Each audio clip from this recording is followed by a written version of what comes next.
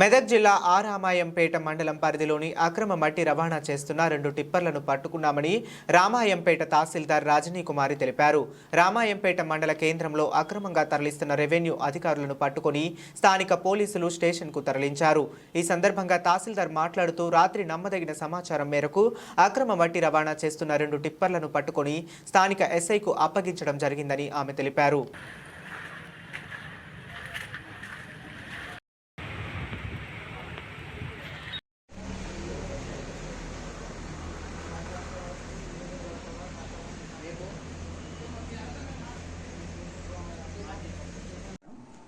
నా పేరు రజని, తహసీల్దార్ రామాయంపేట్.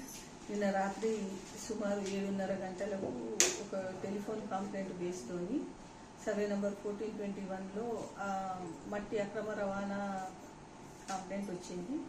దానికి ఇమీడియట్గా మా కన్సర్న్ రెవెన్యూ ఇన్స్పెక్టర్ గారిని పంపించి ఎంక్వైరీ చేయించేసరికల్లా ఒక 2 టిప్పర్స్ విత్ లోడెడ్ మురము ట్రేస్ అవుట్ అయినాయి. దాన్ని సేఫ్ కస్టడీ కోసము కన్సర్న్ పిఎస్లో భద్రపరచడం జరిగింది. అండ్ ఆ కన్సర్న్ ఓనర్స్ వాళ్ళకు కూడా ఇంటిమేషన్, వాళ్ళ దగ్గర ఏదైనా పర్మిషన్ ఉన్నట్లయితే కనుక ఆఫీస్లో సబ్మిట్ చేయమని చెప్పేసి చెప్పడం జరిగింది. రూల్ ప్రకారము వాళ్ళు ఒకవేళ డాక్యుమెంటేషన్ ఏది సబ్మిట్ చేయకపోతే కనుక పెనాల్టీ అనేది ఇంపోజ్ చేయడం జరుగుతుంది. ఫస్ట్ టైం అయితే కనుక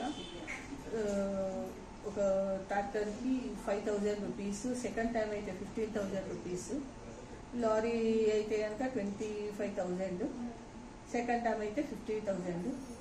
వాళ్ళే ఒకవేళ ఏదైనా ఇంకేదైనా అదర్ మిషనరీ ఏదైనా ఉంటే కనుక 50,000 వరకు పెనాల్టీ వేసే రూల్ పొజిషన్ అనేది ఉంది.